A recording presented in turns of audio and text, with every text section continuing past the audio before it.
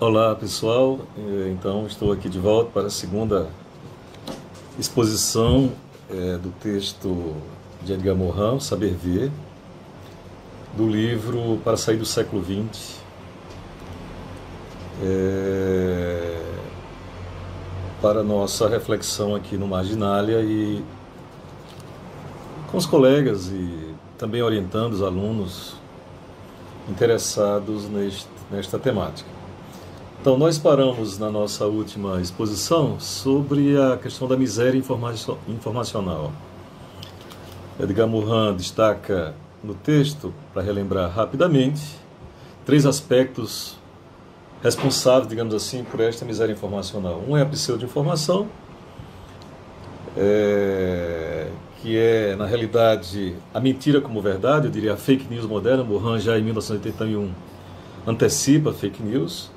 A subinformação, que é, digamos, a informação associada, digamos, a uma ficção, é muito parecida com a pseudo-informação. A diferença é que aqui você esconde, né, zona de silêncio sociológico, segundo Morin. E a superinformação, que é o excesso que abafa a própria informação. Ou seja, na superinformação não podemos meditar sobre os fatos, porque logo são substituídos por outros. Então, para relembrar rapidamente. Então, agora, nessa segunda exposição, eu vou retomar com vocês a problemática da informação e do conhecimento. Portanto, a primeira coisa que Edgar Morin destaca no texto é a virtude da informação. A informação é fundamental para nós pensarmos a dimensão do conhecimento e pensarmos a própria sociedade, né? Em primeiro lugar, qual é a virtude política da informação? É porque uma informação nova, sobretudo num sistema, ela tem a aptidão, diz Morin, de quebrar toda e qualquer racionalização.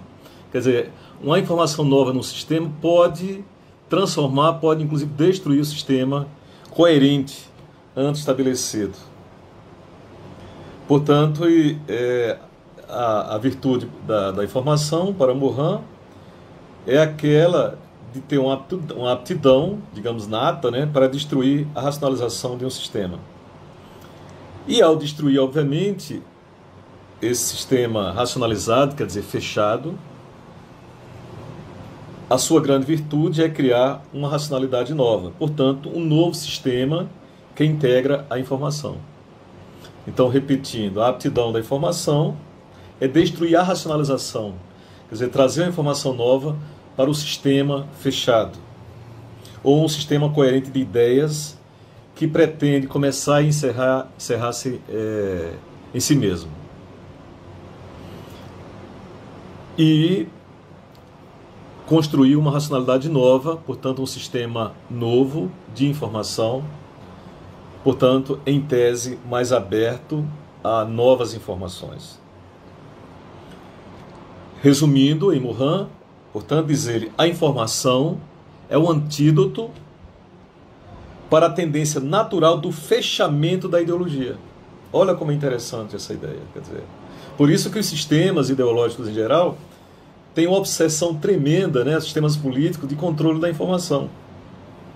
Porque, óbvio, se uma informação nova pode destruir o sistema, né, e construir uma racionalidade nova a partir dessa nova informação, é óbvio que a ideologia tem que controlar o próprio sistema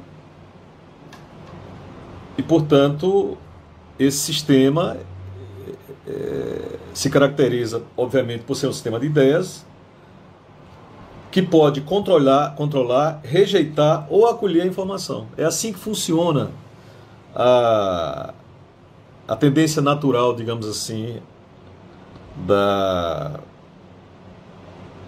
das ideologias fechadas, né, diante de uma informação nova que age como um antídoto ou como uma aptidão para criar algo novo no sistema ou na ideologia. Portanto, repetindo, como eu coloquei, a informação é o antídoto para a tendência natural do fechamento da ideologia, ou ainda, da teoria se fechar em doutrina, da doutrina se blindar e se proteger por dogmas. Então veja que não é só a informação que pode sustentar um sistema fechado de ideias, não é? Para Mohan, a teoria também pode se transformar numa doutrina. E aí é importante fazermos a distinção entre aquilo que é doutrina e aquilo que é da ordem, por exemplo, da teoria ou da ciência, né? Enquanto que a doutrina se redunda em dogma, portanto sempre fechada para uma informação nova, a teoria sempre se coloca a possibilidade de uma refutação. Portanto, está aberta uma nova informação, porque ela opera por um sistema aberto de ideias, né? Ela aceita a desorganização ou o ruído da própria informação. A rigor, a doutrina que se blinda e quando se transforma num dogma, há algo externo, quer dizer, há uma zona de proteção dogmática, tudo aquilo que pode trazer alguma alteração no sistema. Agora, importante dizer também o seguinte, mesmo com toda essa virtude que a informação porta, segundo Mohan, mas é importante uma dimensão fundamental nessa compreensão para ele, que é, por mais que seja fundamental, importante, né, a informação, mesmo, e o Mohan respeita muito essa dimensão, mesmo considerado no sentido jornalístico da informação, mesmo assim, informação não é conhecimento. Então, repetindo, mesmo no sentido jornalístico, e é muito comum dizer, não, olha, foi um jornalismo sério, foi uma reportagem séria, muito bem feita, etc. Mesmo assim, diz Mohan, não é conhecimento. Porque o conhecimento é o resultado da organização da informação. É preciso se colocar a verificação, é óbvio que as informações são verificadas, né, sobretudo diante daqueles jornalistas que são sérios e realizam as confrontações, mas é preciso um outro tempo de verificação, né, para a objetividade, para esta informação se transformar em conhecimento. Não é? Relembrando lá atrás que toda pesquisa significa passar por um processo, né, de verificação, confrontação e reconstrução. Portanto, é desse tempo diferente que o conhecimento tem, que a informação não tem, e muito menos o tempo do jornalista e o tempo do cientista. Essa distinção é fundamental.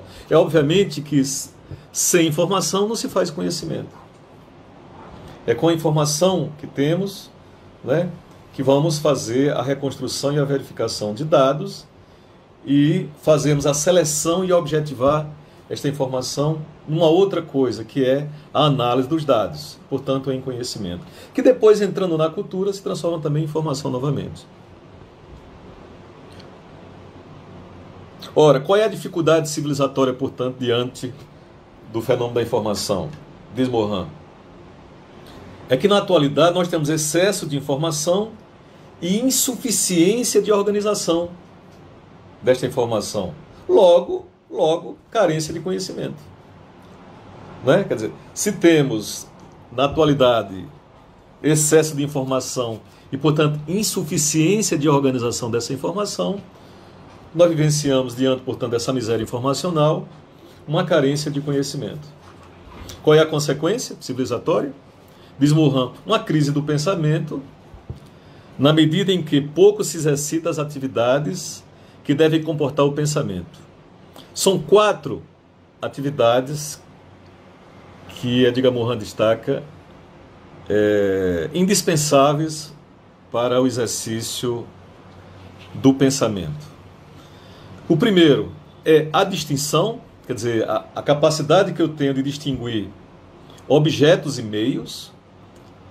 Quer dizer, eu vou para uma pesquisa de campo, quando eu me defronto na observação e depois nas informações que eu colho, eu tenho que distinguir aquilo que é específico e singular, né, do meio e aquilo que é objeto da minha análise. Portanto, será um outro objeto, né, por um outro meio de atuação e de análise. Então essa distinção é fundamental. Objeto e meio para o pensamento. Feito isso, há uma segunda atividade no pensamento para Mohan, que é a objetivação. O que significa objetivação? É quando eu estou caracterizando o objeto, né, da minha informação. Eu vou, por exemplo, analisar o fenômeno do coronavírus, por exemplo, e eu posso reduzi-lo a um mero acontecimento informacional, superficial, midiático, né? E, portanto, meramente citá-lo e repassá-lo, ou fazer uma análise objetiva e dizer que naquele fenômeno, além de conter aquelas dimensões, digamos, mais superficiais e descritivas, aquilo ali advém de um conhecimento acumulado da biologia, das pesquisas epidemiológicas sobre o fenômeno, por exemplo, das epidemias na história humana. Do ponto de vista da história, o que significou epidemias, não pelo mesmo vírus, mas com vírus de antes, por exemplo, da peste, né, lá na Idade Média, ou a gripe espanhola no primeiro início do século passado, e agora a coronavírus. Quer dizer, eu começo a objetivar e caracterizar este objeto, coronavírus, a partir de conhecimentos acumulados sobre ele. E aí o objetivo. O corona significa, por exemplo, ele é um Covid-19, porque é um tipo de vírus diferente de outros 18 que nós aprendemos a pesquisar e descobrimos nos laboratórios. Percebe? É óbvio que dessa caracterização há uma terceira atividade fundamental no pensamento, que é a análise. Quer dizer, quando eu faço, a análise é exatamente a classificação e a decomposição do objeto. Então, repetindo, se eu digo que há o Covid-19, é porque há outros 18, outros vários Covids, né? Há outros coronavírus, digamos assim, em relação ao que nós estamos estudando, né? Portanto, é o famoso recorte. Sabe aquela coisa que nós dizemos? Você tem que fazer o recorte na sua análise. Bom, sobre a história do coronavírus, do que você quer pegar para explicar? Aí eu posso dizer, bom, eu quero, por exemplo, analisar do ponto de vista da estética, da arte, por exemplo, como é que as pessoas estão reagindo a esse fenômeno. E vou lá entrevistar, por exemplo, membros do Marginalia na experiência da leitura da peste. Ou vou, além disso, entrevistar doentes ou cuidadores dos doentes, médicos, enfermeiros, etc. E vou dizer que este fenômeno traz profundos acontecimentos de mudanças sociais, políticas, culturais e subjetivas ou psíquicas na sociedade. Percebe? É óbvio que, ao fazer essa classificação, o recorte e a decomposição do objeto, eu só faço isso, obviamente, também a partir da seleção. Eu tenho que selecionar para uma análise final. Como eu disse, no recorte, se eu faço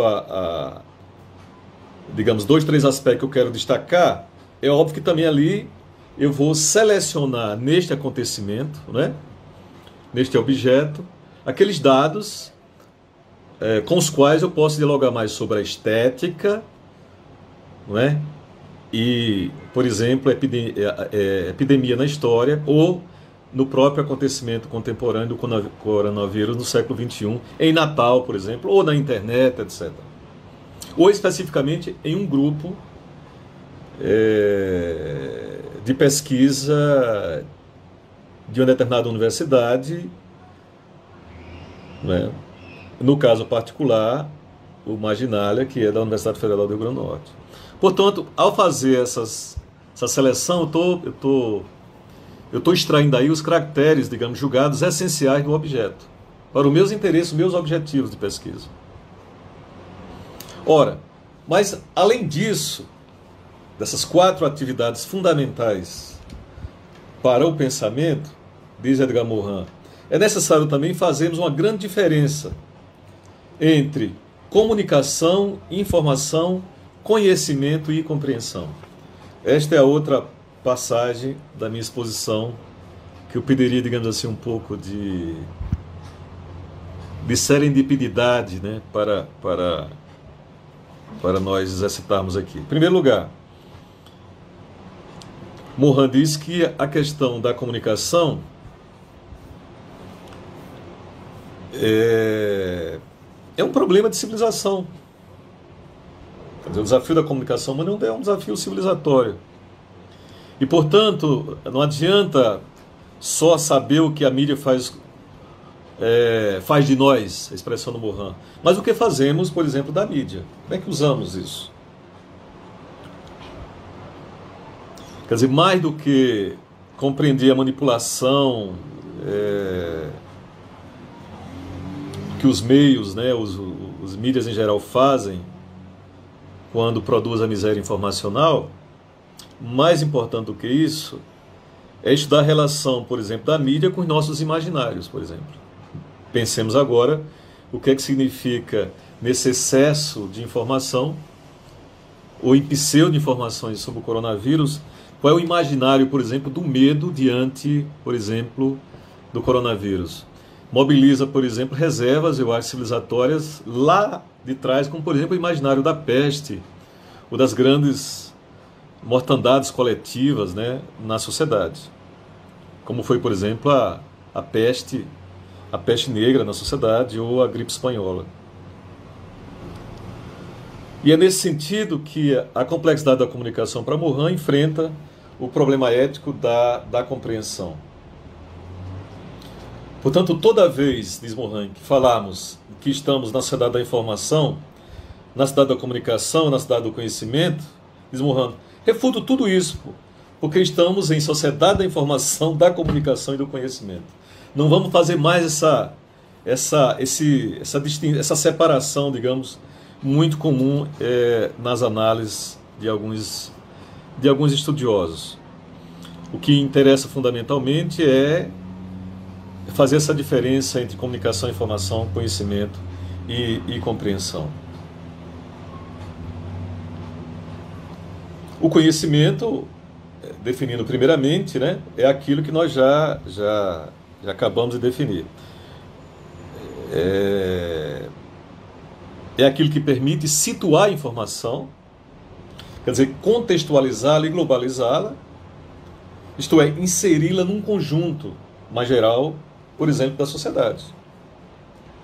Conhecer, portanto, é ser capaz de distinguir, por exemplo, o objeto do meio, capaz de realizar aquelas 4 atividades mencionadas por mim anteriormente.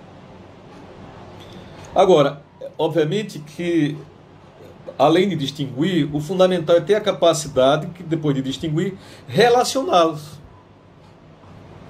Né? Distinguir aquilo que nós vamos pesquisar, queremos conhecer, é fundamental.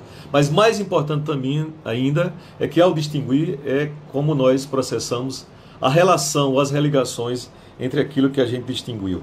Porque não há objetos separados quando vamos analisar a sociedade. Né? E por isso que o conhecimento é muito importante para distinguir, mas mais importante ainda é para relacionar.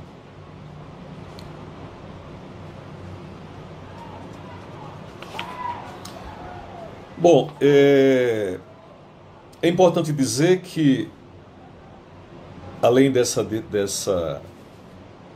definição que o Morin faz para a ideia do conhecimento, né, que eu acho que já está claro,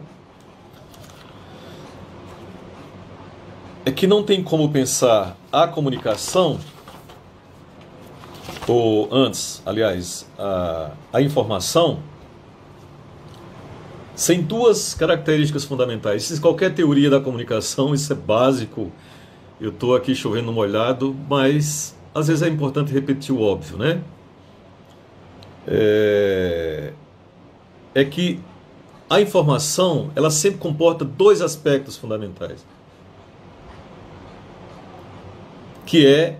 que estão presentes, naquilo que a teoria da informação definiu de redundância. Quer dizer, a redundância, diz o Mohan, tem sempre dois sentidos.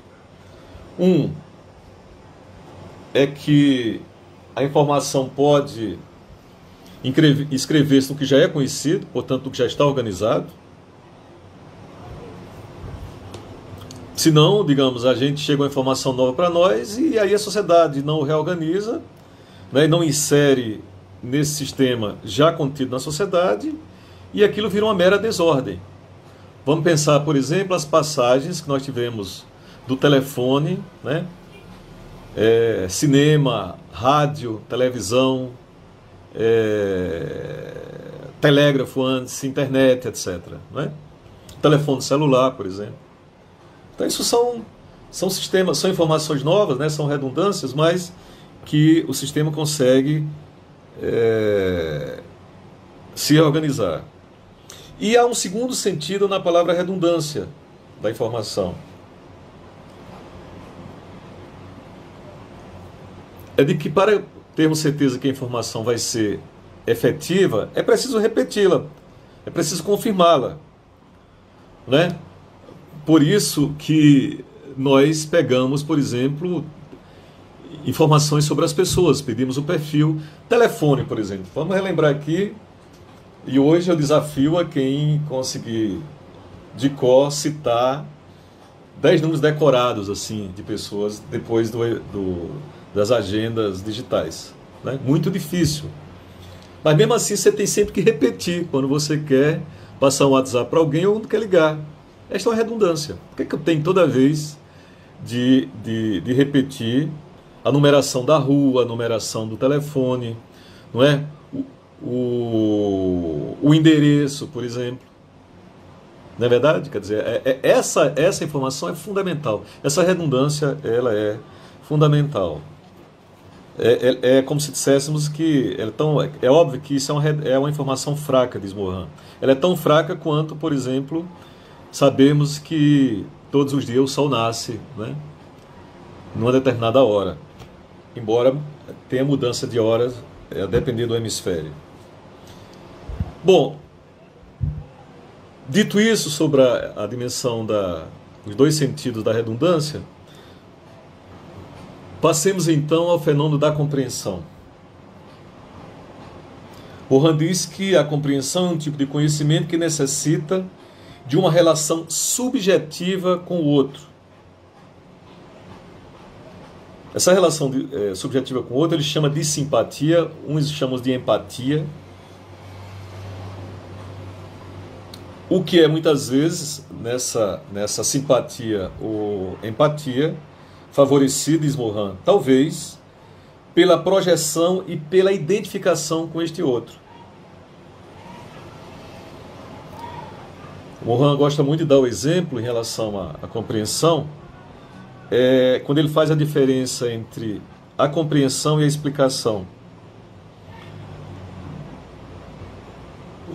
Quando lemos romances ou assistimos algum filme, por exemplo, ou quando simpatizamos com os personagens, quer dizer, ali é uma dimensão subjetiva que estabelecemos de projeção e identificação com os personagens, né?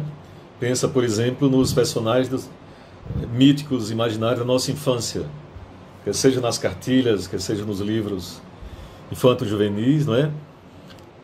Quer seja nos heróis em quadrinhos das HQs. Pensa, por exemplo, o imaginário do Homem-Aranha, ou do Super-Homem, ou da Mulher Maravilha, né? Ou mesmo da Rebordosa, para uma determinada tribo alternativa da sociedade. Me refiro ao desenho do Angeli, na revista Cacete e Planeta. Então, a compreensão tem essa dimensão subjetiva. E por que ele estabelece também ele amplia, digamos assim, com esse exemplo daquilo que é compreensão e daquilo que é explicação, ou seja, como é que ele faz essa diferença? Ora, enquanto a compreensão, repetindo, exige uma dimensão subjetiva, porque tem que estabelecer uma projeção e identificação com os personagens, por exemplo,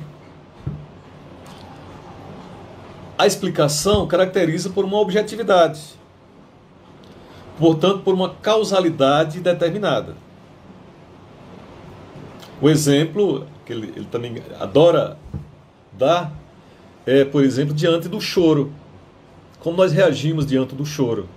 Mohan diz, na compreensão, nós podemos dizer, olha, aquele choro pode ser por uma dor de um ente querido, da perda de um ente querido, ou a perda de um grande amor, né? Ou por uma emoção diante de uma peça teatral, ou de um filme, de um romance. Esta é a dimensão do choro, né? Uma compreensão subjetiva. A outra, diz Mohan, é a dimensão da explicação. Eu posso gerar uma explicação fundamentalmente pela causalidade determinada do fenômeno do choro. Por exemplo, se eu pego as moléculas, né, das lágrimas e levo no laboratório e vou decompor aquilo como elemento químico das lágrimas. Isto é uma objetividade da lágrima. Mohan diz, óbvio que isto é real também. Isso é um exercício que fazemos, né, para compreender o objeto lágrima. Mas certamente não. Com toda certeza, nessa decomposição do laboratório, jamais saberíamos, experimentaríamos a subjetividade da dor daquele que perdeu o ente querido, ou perdeu um grande amor, ou se emocionou diante de uma grande obra de arte. Percebe? Quer dizer, é essa distinção que é fundamental. Por isso que a compreensão, ela é importante quando nós vamos analisar a sociedade. E nesse sentido, para compreendermos, não basta só o fenômeno da comunicação. É óbvio que a compreensão pode ser afetada pela comunicação, é óbvio, seja tecnicamente, né, como eu falei aqui agora, pelo telefone, pela digitalização da vida, por exemplo, a esfera digital, seja, por exemplo, pelo código, o domínio do código da língua. Imagina o que seria uma exposição como essa em mandarim, né, onde nem eu saberia fazer, nem vocês certamente dominariam. Então ela seria impossível, né, do ponto de vista da compreensão do que eu quero distinguir. É óbvio que isso, às vezes, não dominar o código, por exemplo, do idioma, compromete trocas civilizatórias, né? Mas não é só isso que determina, obviamente. Essas são, Mohan diz, condições de base, obviamente. Mas é preciso dizer que a compreensão existe e aconteça, pois a comunicação por si só mesma não pode criá-la. A compreensão, portanto, não é essencialmente um problema de meios, mas de fins. E por que é um problema de fins? É um problema ético. Porque é um problema que questiona o aspecto subjetivo e profundo das pessoas. Nesse sentido, diz Mohan, é um problema filosófico. Ora, se a compreensão não é essencialmente um problema de meios, mas de fins, né? A gente está voltado para um problema que questiona o aspecto subjetivo do sujeito, né, ou das pessoas, e, portanto, é um problema filosófico. E por quê? Porque ele não se é um problema filosófico, significa dizer que ele também é um problema ontológico. Quer dizer, nós temos de nos perguntar o que é o ser. Quem eu sou diante do fenômeno? De onde venho, né? Ou, para exercitar a máxima kantiana, do que posso saber diante do fenômeno, por exemplo, coronavírus? O que devo saber sobre isso? O que me é permitido esperar do ponto de vista ético, civilizatório, diante da compreensão desse fenômeno como sujeito da investigação, ou como filósofo, como cientista, ou também como jornalista. Então, a compreensão remete a essa dimensão mais ontológica do fenômeno do sujeito ou do ser, mas também no problema ontológico da própria comunicação. Bom, exposto sobre a questão da compreensão, vamos agora ao fenômeno da comunicação. Ora, se eu disse que a compreensão ela é essencialmente um problema de meios, a comunicação, obviamente, depende de meios e, obviamente, que os fins estimulam, digamos, a decodificação das mensagens. Repetindo, a comunicação depende dos meios, né? E óbvio que os fins podem estimular a decodificação das mensagens, mas em relação à compreensão, ela é limitada, porque a compreensão está aquém ou além disso, como nós acabamos de falar em relação à questão da ontologia.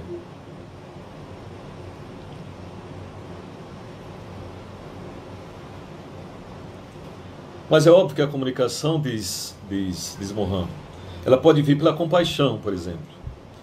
Ela pode vir pela simpatia de um amor.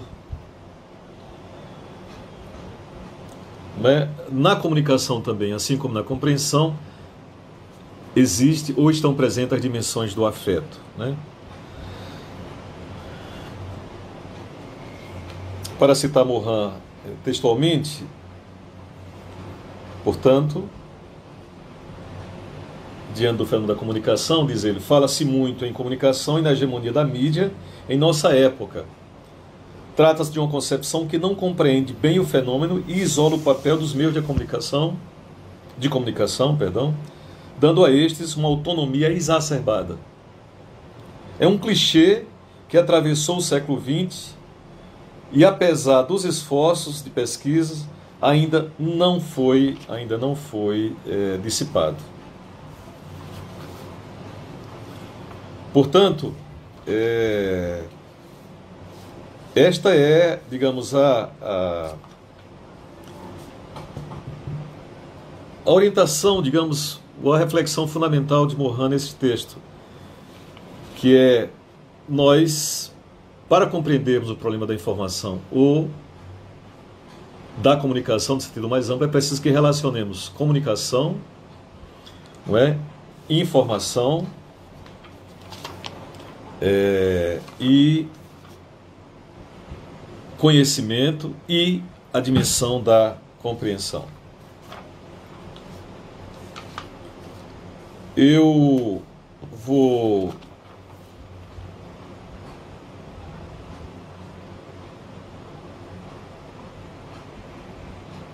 resumir, portanto, para caminhar para o final da exposição, mas é óbvio que vocês podem ampliar a leitura de vocês com outros exemplos, né?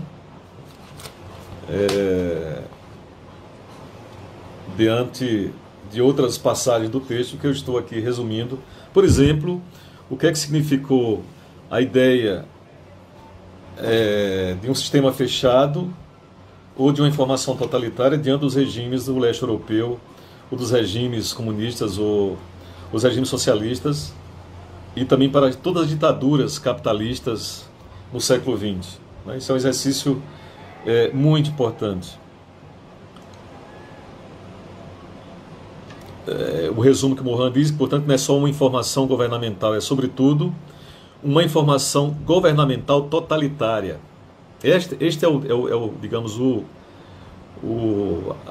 a barbárie de uma informação totalitária. Por isso que na sociedade livre, democrática, a informação tem que ser completamente transparente. Isso é possível, né? Mas uma coisa tem que ser garantida, que é evitar a censura de todo e qualquer regime. A informação, ela historicamente sempre está submetida tem estado submetida à censura de ditaduras, de regimes fechados. Eu estou resumindo rapidamente essa questão. Portanto, o problema da informação é inseparável do problema da interpretação pelo sistema de ideias que integra, situa e rejeita, e que ela pode reformular ou revolucionar.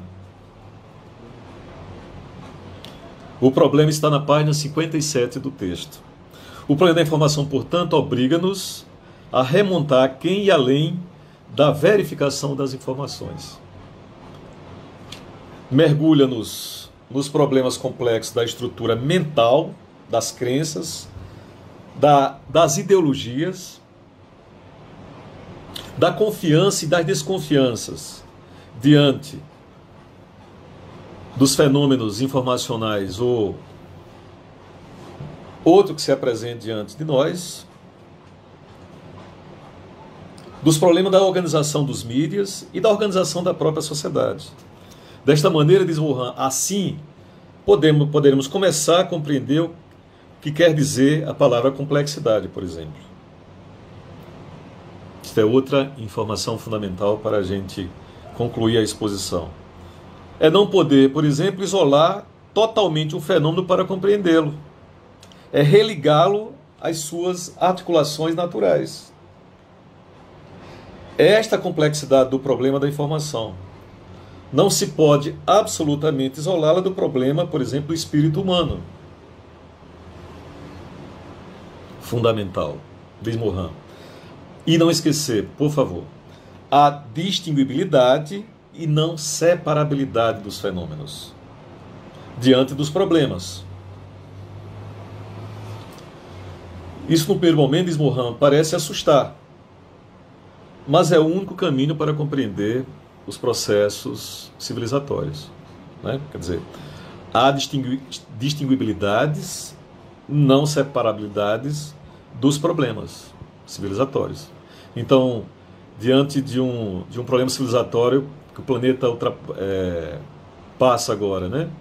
Vivencia, como o coronavírus, que realizou esse grande internamento social e uma super produção, uma super informação, e ao mesmo tempo uma proliferação de pseudo-informação e de subinformação, é preciso que, para isso, diz Morin, que a gente apenas distinga essas informações, exercita aquelas 4 atividades para o pensamento, né, para tentar compreender o que é que significa, mas não estabelecer separabilidade. Por exemplo, dizer que todo fenômeno só se explica pela ciência, né? Ou tentar dizer que, em função da debacle ou do perigo econômico e social, nós temos que simplificar ou secundarizar as explicações científicas em nome da economia, em nome, por exemplo, das estatísticas sociais. Isto é nesta maneira que é um desafio, digamos, do humano ou do espírito humano em Morin. Bom, a última coisa, para esse exercício de complexidade, né, ou para aquilo que agora começamos a compreender o que quer dizer a palavra complexidade, portanto, é não poder isolar totalmente um fenômeno para compreendê-lo, é religá-lo às suas articulações naturais. É sempre este exercício, né, analítico do pensamento, onde as partes e o todo, né, vão se fazendo e refazendo, sendo que a totalidade sempre, em geral, é maior do que as partes, mas sem as partes não temos como construir a totalidade, mesmo que por vezes, né, quase como uma explicação quântica, se é possível dizer isso, né? Por que quântica? Porque por vezes a parte, né, ela pode ser, da partícula pode ser maior do que a totalidade do fenômeno, ou por vezes aquilo é partícula, por vezes é corpúsculo, quer dizer, a totalidade do próprio fenômeno. Mas é importante não isolar os fenômenos da totalidade social, mesmo quando eu quero fazer uma informação diante daquele fenômeno. Ora, concluindo, portanto, esta exposição, Edgar Morin chama a atenção que é necessário, se nós devemos fazer e queremos exercitar esta ideia de complexidade que religa, né, diante do fenômeno da informação, primeiro é compreendermos os males das palavras mestras. O que ele denominou também dos males das palavras, né? O Morin fala da miséria informacional, agora ele está falando da miséria das palavras, os males das palavras, né? São as palavras que, entre todas as que usamos para designar as coisas políticas, adquirem um privilégio e um domínio que fala como palavras mestras. O que é que são palavras mestras? Diz ele, página 58 do texto. São aquelas palavras gigantes, por exemplo, o domínio político, democracia, ditadura, por exemplo. Palavras mestras, palavras gigantes. Elas se autonomizam tanto no domínio da reflexão e da análise, que elas terminam perdendo a potência de expressão do real. São palavras também hiperdensas. Por exemplo, globalização. Globalização é uma palavra hiperdensa. Catolicismo, não é? A palavra hiperdensa, por exemplo, é aquela que concentra em si o máximo de significado, de verdade, né? E que as outras palavras podem se tornar falsas e vazias. Por exemplo, diante da globalização, não podemos questionar o fenômeno da globalização, né? Ou podemos criar uma outra palavra, por exemplo, sobre mundialização, ou sobre política de civilização. Então, veja, as palavras mestras vão se tornando doentes. Por quê? Porque elas vão perdendo o poder e a potência de explicação do real. São palavras cardeais, diz Morin. Por exemplo, a distinção entre direita e esquerda. Como é possível fazer isso hoje? Né? Está na página 59 e 60. As palavras, a distinção, por exemplo, é de capitalismo e socialismo. Então, é importante dizer, e é interessante, Morin, pensar isso pelas palavras, porque diz as palavras não são real, mas elas traduzem o real por intermédio das ideias. Por isso que muitas palavras devemos abandoná-las, porque elas produzem esse mal de compreensão. Portanto, o problema das ideias remete também às relações entre as ideias e o próprio real. Por exemplo, fascismo, antifascismo. E por isso, portanto, Morin diz que é uma confusão ideológica na sociedade, né? Que nós temos que apostar e realizar uma batalha das palavras. Ao invés de palavras mestras, nós temos que inventar palavras menores. Por exemplo, eu acho que uma palavra menor fundamental, com essa experiência do grande internamento, é lentidão. Como pensar a lentidão diante da globalização, da rapidez das informações, não é? Já que o fenômeno da comunicação remete também a uma questão da compreensão, portanto, sobre o que é o sujeito, do que é permitido esperar desse sujeito diante da sociedade, quem é esse sujeito e o que é permitido conhecer. Eu acho que uma das palavras menores fundamentais é a lentidão. A lentidão, ela é possível como exercício ético do sujeito diante da sociedade que temos aí? Mas exercer a lentidão não estaria como o sujeito se reinventando e produzindo uma informação nova no sistema e, portanto, desorganizando o sistema anterior?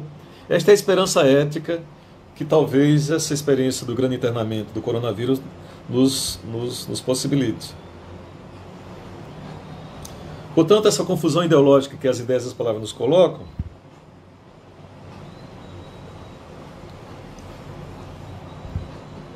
é nos remeter, portanto, à batalha das palavras. Tá bom?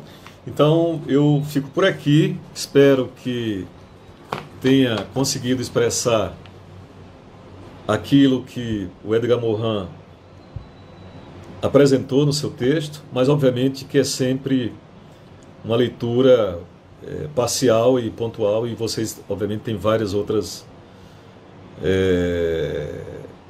leituras e entendimentos sobre o texto. Tá bom? Tchau!